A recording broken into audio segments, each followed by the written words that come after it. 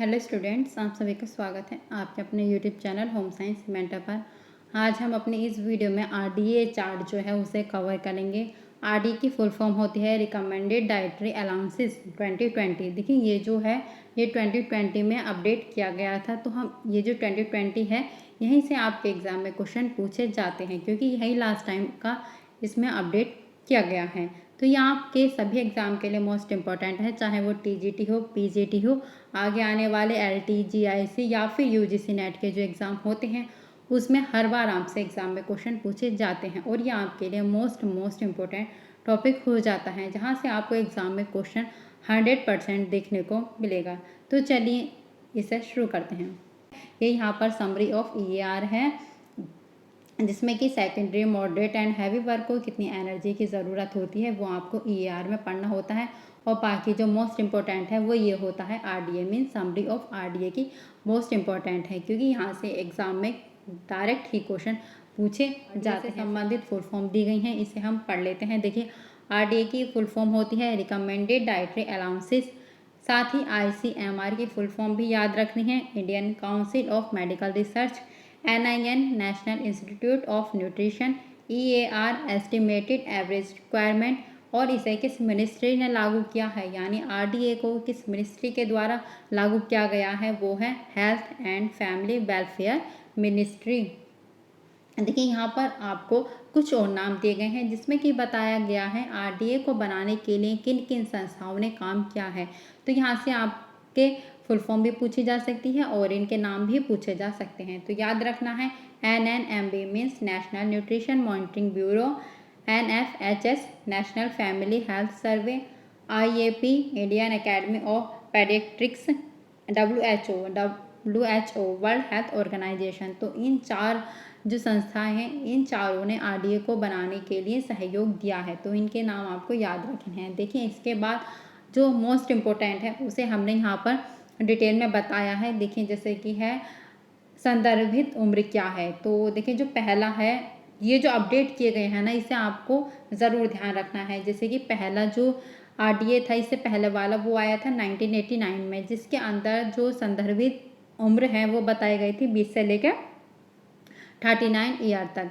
पर अब जो न्यू अपडेट आया है सन 2020 के अंदर, उसके अंदर ये आयु बताई गई है 19 से लेकर 39 ईयर तक। तो ये आपके लिए मोस्ट इम्पोर्टेंट है, जिसे आपको ध्यान रखना है। देखिए यहाँ पर जितना भी हमने इसे पीपीटी के रूप में दर्शाया है, ये सभी आपके लिए मोस्ट इम्पोर्टेंट है, इसे आप स्किप नहीं कर सकते। तो इसकी जो संदर्भित आयु है वो है, जो वर्तमान में है वो है 19 से लेकर 39 ईयर तक, ये ध्यान रखनी है। साथ ही यहाँ पर जो है वेट एंड हाइट में भी अपडेट किया गया है, जिसके अंदर देखिए 1989 में जो मैन का वेट था वो 60 था, जिसे बढ़ाकर अब 65 कर दिया गया है। मीन्स अब जो ह्यूमन का वेट है एवरेज वो 65 बताया गया है, जबकि फीमेल मीन्स वुमेन का जो वेट है वो पहले 50 था और अब 55 को एवरेज बताया गया है। तो ध्यान रखना है, जो अब बताया गया है वो बताया गया है मैन का 55 एंड वुमेन का मैन का 65 एंड वुमेन का 55। ये अब के हैं मीन्स सन 2020 के एंड उसके बाद के, क्योंकि आरडीए अभी भी करंट में यही वाला आरडीए को फॉलो किया जा रहा है। तो इसलिए आपको ध्यान रखना है, जो वेट है वो है 65 एंड जो वुमेन का वेट है वो है 55 kg।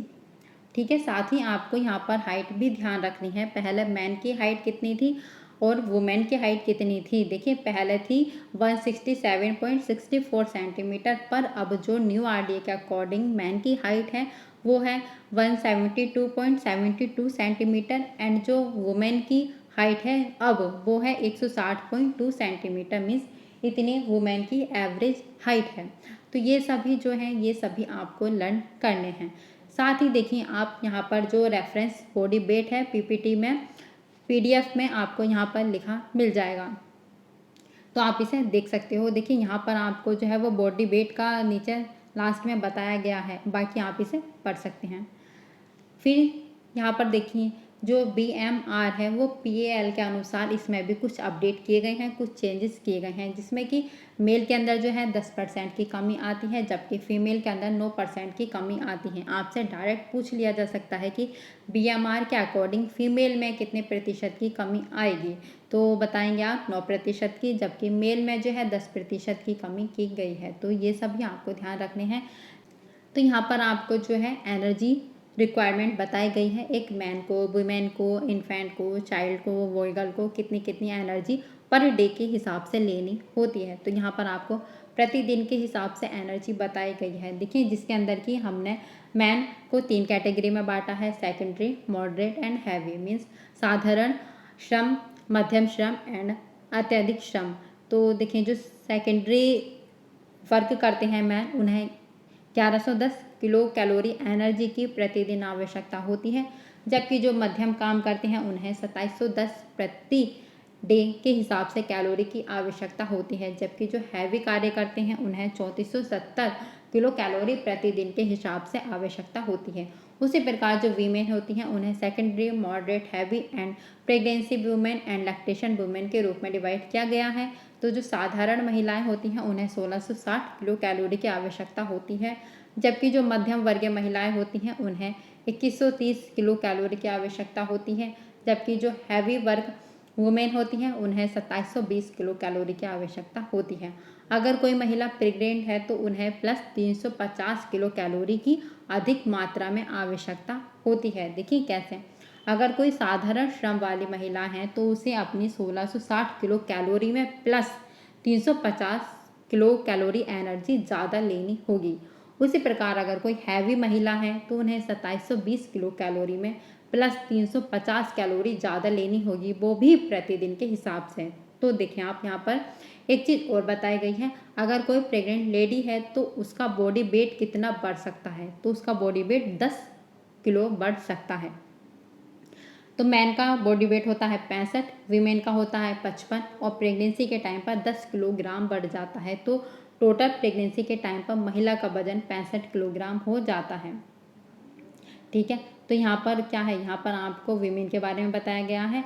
अगर कोई लैक्टेशन वाली वीमेन है उन्हें प्लस 600 किलो कैलोरी ज़्यादा लेनी होती है, वो भी 6 महीने तक। अगर कोई महिला 7 से लेकर 12 महीने तक भी बच्चे को फीड करवाती हैं तो उन्हें प्लस 520 किलो कैलोरी ज़्यादा लेनी होती है अपने भोजन में प्रतिदिन के हिसाब से। तो ये यहाँ पर जितनी भी एनर्जी वैल्यू दे रखी है ये सभी आपको लर्न करनी होंगी। इसी प्रकार यहाँ पर इन्फेंट की, चाइल्ड की, बॉय गर्ल की एज के अकॉर्डिंग यहाँ पर एनर्जी बताई गई है। तो ये सभी मोस्ट इम्पोर्टेंट हैं। देखिए, फिर अब यहाँ पर आपको EAR के बारे में बताया गया है।